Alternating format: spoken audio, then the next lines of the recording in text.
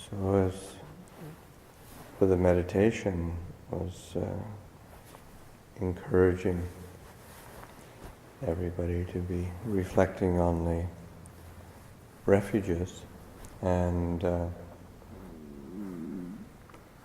this is an important piece of our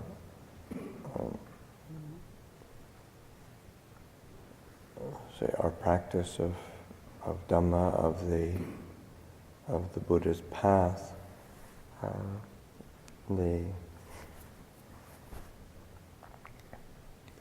When we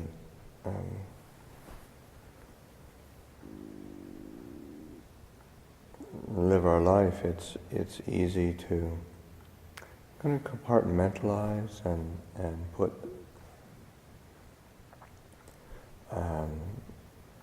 a sort of like refuge, and then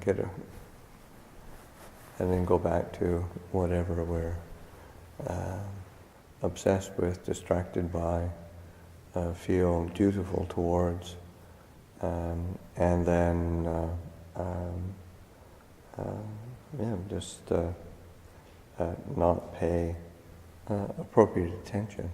And I think it's something extreme happens in our life or in the world like this, a major fire, and then it really is very stark, that sense of how essential a refuge is, and so to be able to be training oneself in this establishing of refuge, because it's on a certain level it's the foundation or fundamentals of the Buddha's teachings, and oftentimes we're drawn to something a bit more flashy, a bit more seemingly refined or even abstruse, but it's the refuges that really lay the foundation for our growth in understanding and clarity, and lay that foundation for our well-being and stability. It's sort of like the ground that everything rises up from. So to be attentive and interested in how to nurture these refuges, and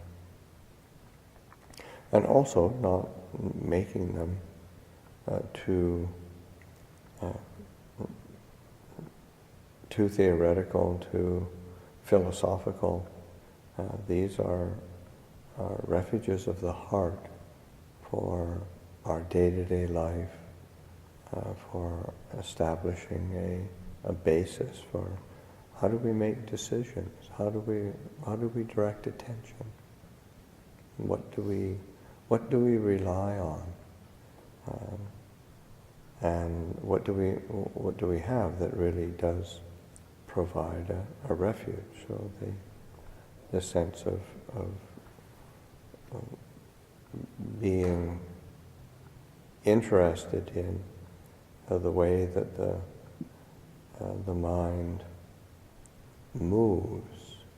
What does it move toward when we do have something difficult come up? What does the mind move toward when we have something taken away from us?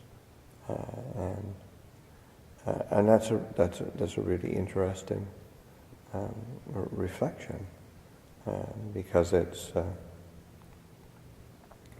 because the mind is moving all the time, and whether it's a lot or a little, but what does it move towards, and what would be the most beneficial thing for it to move towards? So this sense of refuge in Buddha, Dhamma, and Sangha, and really paying attention to that sense of Buddha as a quality of heart, quality of being, of the literal translation of the most common translation of the word Buddha is awake, one who is awakened, and that is a quality we want to be lifting up into the heart and training ourselves. How do we be awake? How do we not just drift off? And it's important that we're not just making Buddha, Dhamma, Sangha as say objects of faith, something that we have to believe in. I believe in Buddha, and you think of, you just in saying that, it almost seems either ridiculous or childlike. I believe in Buddha. Sort of like, I believe in the tooth fairy.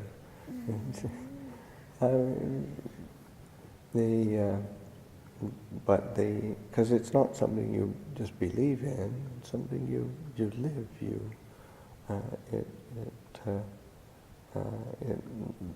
It's the root of one's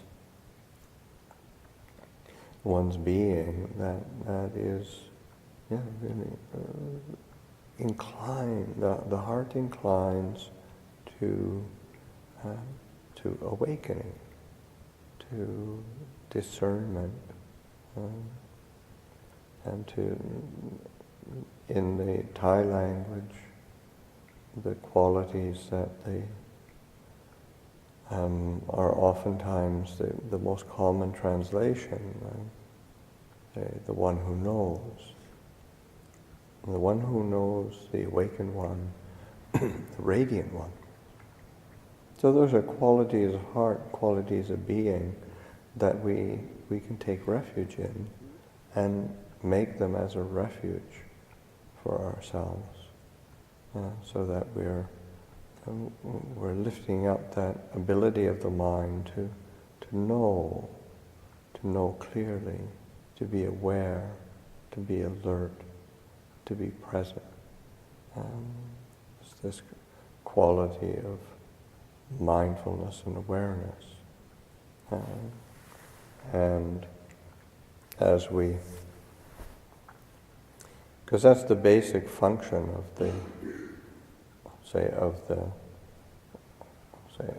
the heart of the mind, is to know, and that's the difference of say, like, as a human being, we have the opportunity. All sentient beings know something. They know pleasure and pain, but they seek after pleasure, run away from pain. But it's the knowing that is self-aware, that is uniquely human, or makes us human, where we can actually know and understand our experience. We can be reflective and self-reflective. Am I doing things in an appropriate way, a skillful way, in a wise way? Is this right? Is this wrong? Is it good? Is it bad? This is the basis of our knowing, our awareness. So it comes from a place of being self-reflective, self-aware. The quality of awakening, being awake, alert, and being present, and not drifting in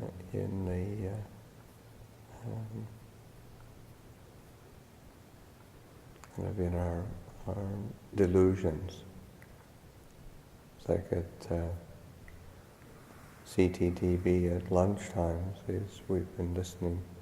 They've been playing these talks and of Venerable Master Hua, and it's from a Chan retreat, and he's really encouraging people to be present, to be awake, to be alert, not to be drifting off to sleep, not to be drifting off into dullness, not to be drifting off into some sort of dreamland. And I think that's listening to him speaking and encouraging the practitioners just has so much of that flavor of Ajahn Chah, and that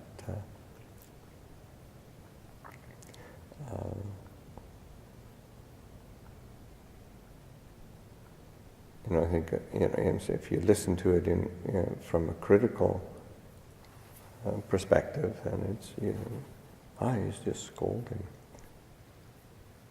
people, scolding his students. But listen to it from another perspective, especially when you can hear the kind of the warmth in his voice, and the kind of the chuckles and laughter that it's more like, you really have this opportunity to wake up and live in an awakened way. Don't miss that opportunity. Don't miss this chance. So it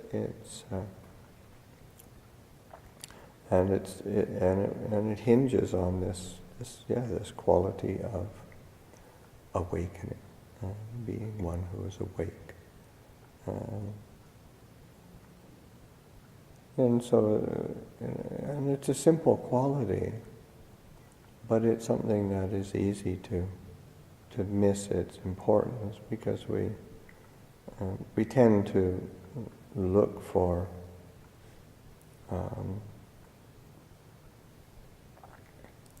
kind of solutions, or we proliferate around situations that we're in.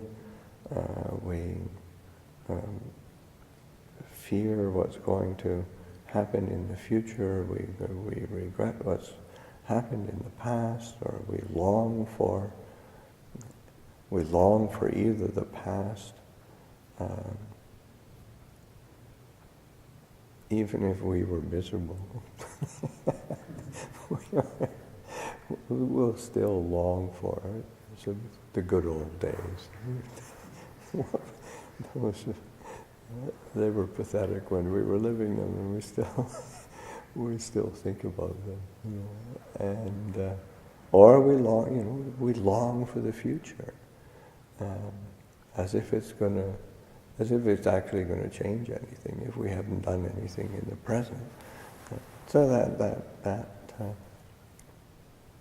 so that's the way the mind works, and it's always got a plan, a proliferation, and it's like, if you're in nighttime when you're sleeping and you're dreaming, and you're in some situation that is, it feels that there's a threat or a difficulty or an obstacle, and in your dream, you're kind of, deal with this? How do I get away from this? How do I rectify this situation? How do I find a place of safety? And the mind is plotting and planning, and it comes up with all sorts of various alternatives that have a dream logic, but the only kind of solution is just to wake up, and because it doesn't matter what you come up with as a solution in your dream, you're still in the dream, and it's really the same in this existence, in this life right now. We come up with all sorts of plans and plotting to get something that's comfortable or get away from what is uncomfortable. But the only real solution is waking up, awakening ourselves. That's so essential to this living the path that the Buddha has given us. And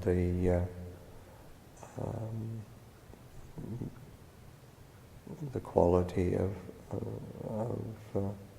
this, again, relying on the way that the Thais translate of the word Buddha, the one who knows, the awakened one, the radiant one. So there's inherent in our being, there is this quality of radiance. It's like the Buddha makes it very explicit that this mind is kind of naturally radiant.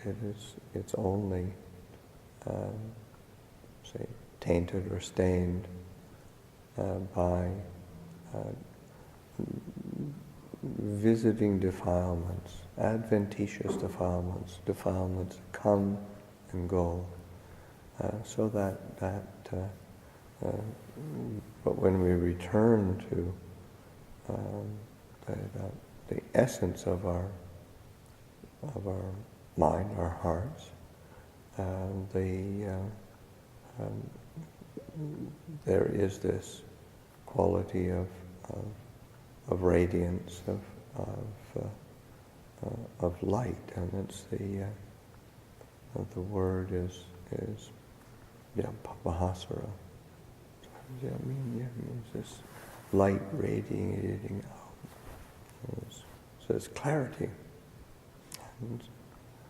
And also, like in the word that the Thais use,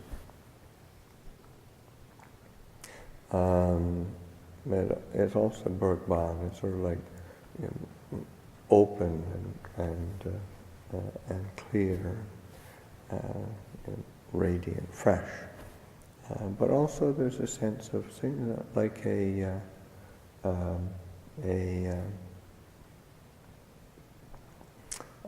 flower that is just freshly opened. There's kind of a brilliance to the colors, a freshness to the colors, and that's what our minds, our hearts have that possibility, and not just something that we make or create, but that's its nature. But it gets stained or overlaid by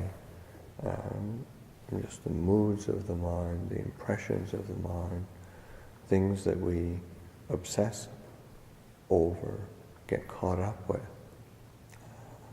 So that so much of our practice is as Ajahn Chah said, it's like, practice is really quite simple. There's only two things you need to do: know and let go. just knowing one's experience clearly, knowing the truth of things, and then letting go, relinquishing, putting down, not picking up burdens, being willing to release burdens that cover over the mind. So this sense of a Buddha as refuge, again, it's not about a belief system. It's not about a particular kind of esoteric knowledge. It's not about some kind of transmission of some religious truth. These are qualities within the human condition that we all have, and we just have to use the tools. It's like the Buddha saying that all he does is point the way, and it's up to us. It's up to us to find our own refuge, to rely on these refuges. Refuge in Dhamma is just refuge in truth. Refuge in the way things are. And it's that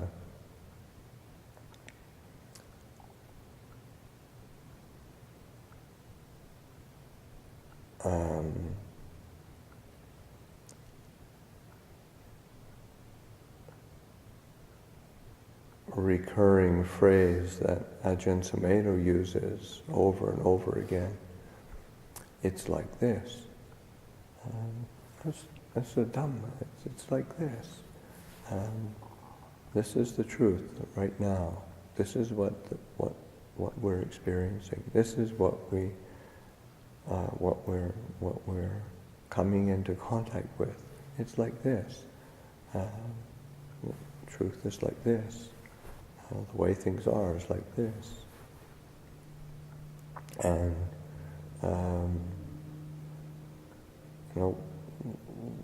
experiencing fires and experiencing loss, experiencing uncertainty. It's like this. And then what can we do with it? Well, we can be willing to be present, to feel it's like this. And it isn't as if, it's like this and I'm never gonna feel anything. I'm just going to be blissed out and eternally floating on a cloud of spiritual something or other. That's just, that's a proliferation. But a sense of, it's like this. That sense of, when we feel clear and okay, I feel strong. It's like this. Or I feel, I'm just really feeling blown away, and it's like this. But it encourages us to be present, so that we can, because it isn't as if there's some ideal that we should be, but it's when we're willing to be present with the way things are that that shines a light on the way that we create suffering and difficulty, and the way that we can relinquish it and let go, and not be bound up and caught by it.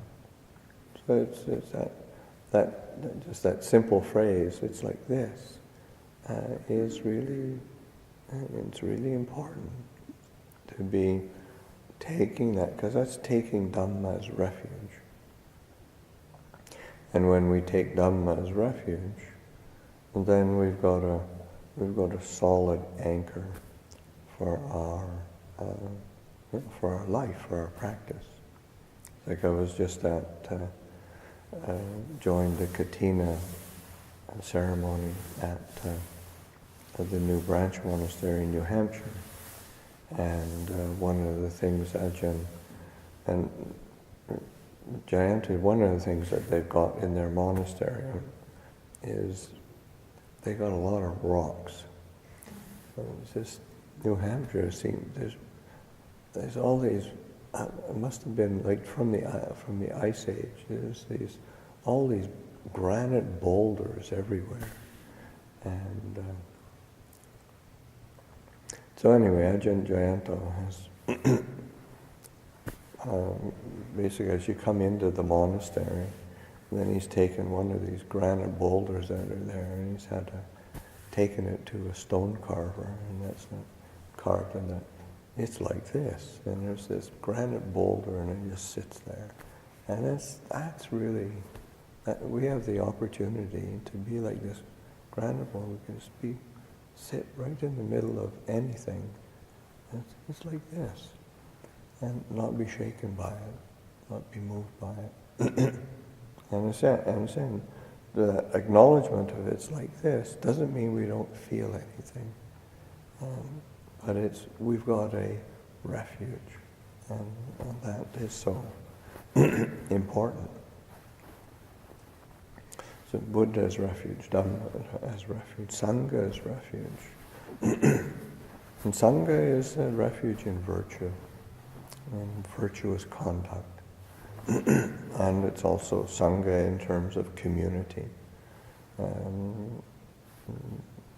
When we do the chanting, reflecting on Sangha, it's always in terms of action or the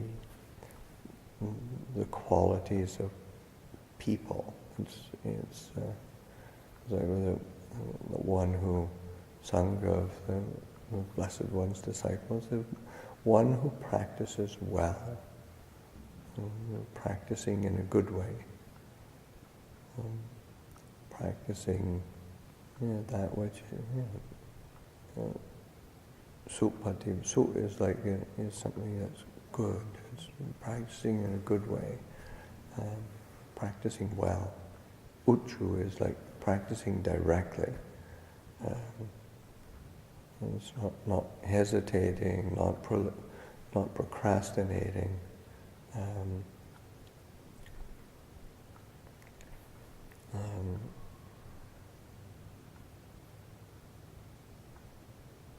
It's that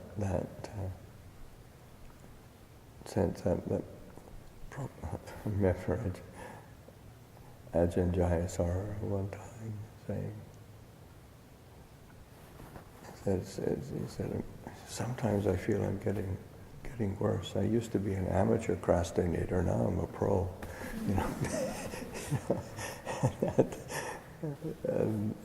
It's not a good quality. That procrastinator, this, Ujjupatipanna, so one practices directly. And practicing, there's something that needs to be done, and one does it. And doing it in a direct way, in the sense of there's many ways to the goal, and direct paths they're shorter. Sometimes they're a bit more difficult, but they're in the end you want to be paying attention. What's a direct path? We don't want to be wasting time. That's one of the reflections that the Buddha gives us as monastics. The days and nights are relentlessly passing. How well am I spending my time? And it's really important to be reflecting that, encouraging ourselves so that we are practicing directly, living directly, and not taking the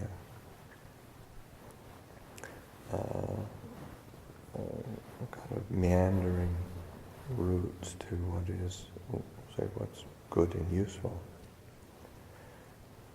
And practicing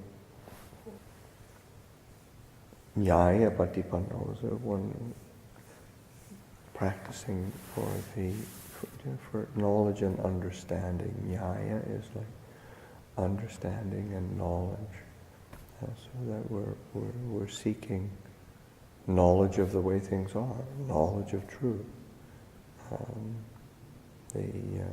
and knowledge of the way out of suffering.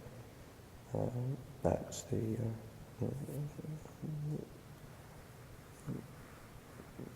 seeking of and practicing for that, practicing in a way that's leading to an ending of dukkha.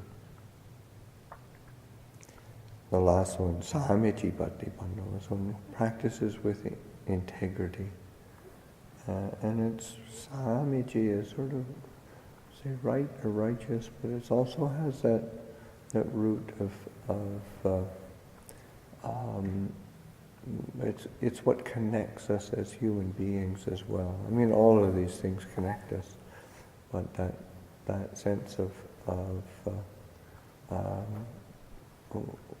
as human beings, we are attuned to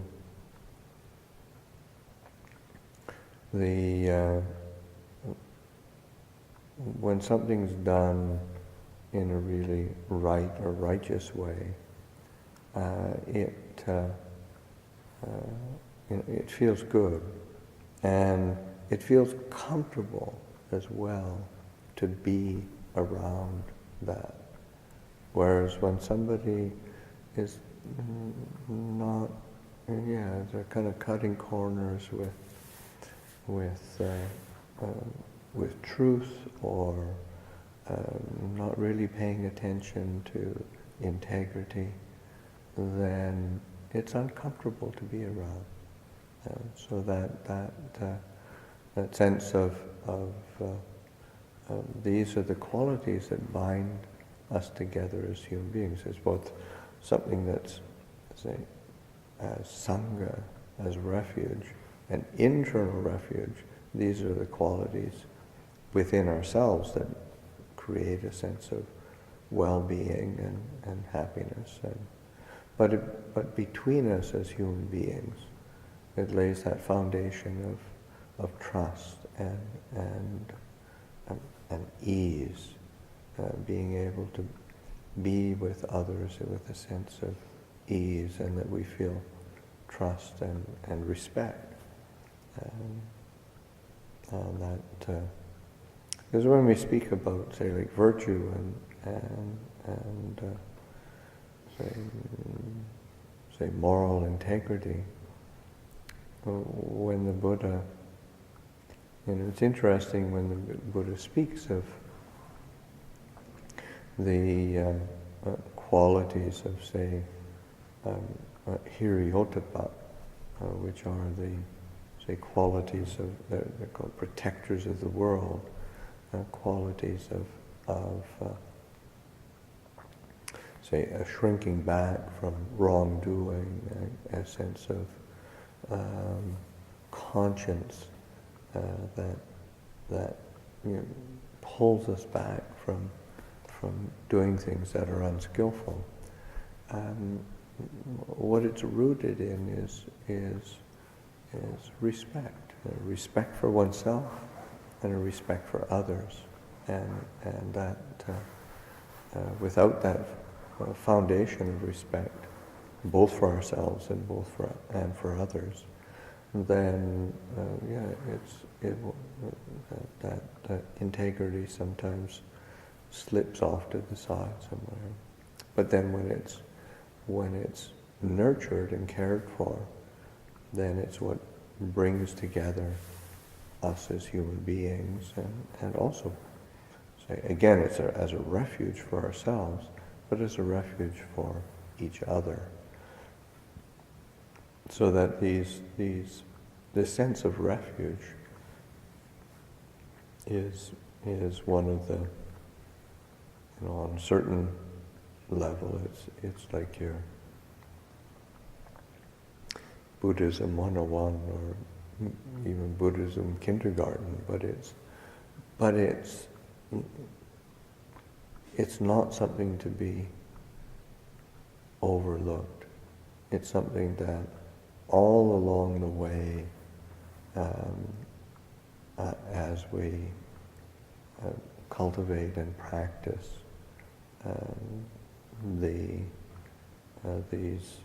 this commitment to the refuges, gives us a foundation that we're able to wend our way through the world,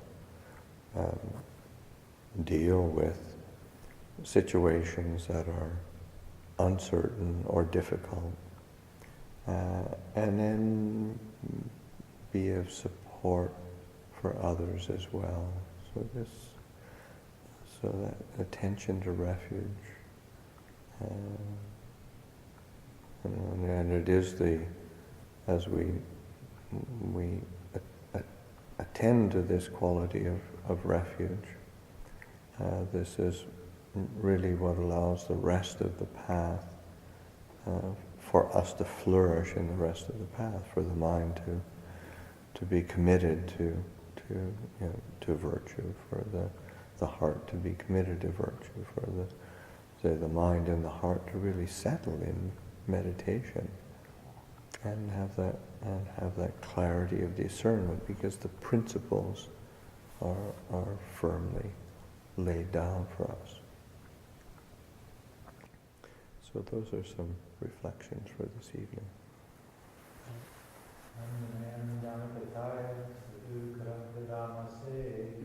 Sadhu, sadhu, sadhu, anumodami.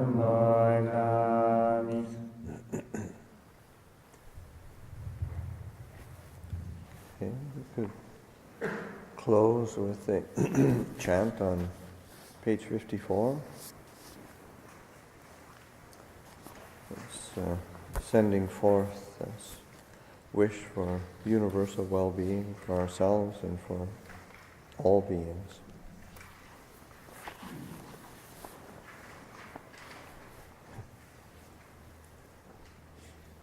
May I abide in well-being, in freedom from affliction, in freedom from hostility, in freedom from ill will, in freedom from anxiety, and may I maintain well-being in myself. May everyone abide in well-being, in freedom from hostility, in freedom from ill will, in freedom from anxiety, and may they maintain well-being in themselves. May all beings be released from all suffering, and may they not be parted from the good fortune they have attained. When they act upon intention, all beings are the owners of their action and inherit its results. Their future is born from such action, companion to such action, and its results will be their home. All actions with intention, be they skillful or harmful, of such acts, they will be the heirs.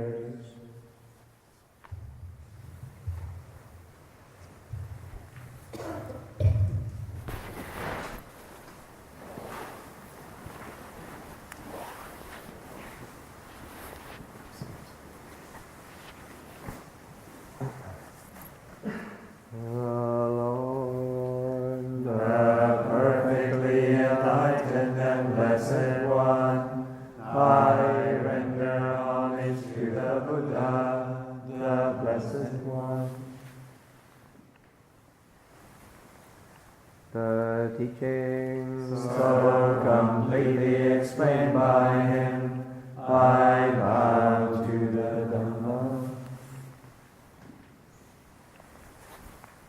the Blessed One's disciples, who have practiced well, I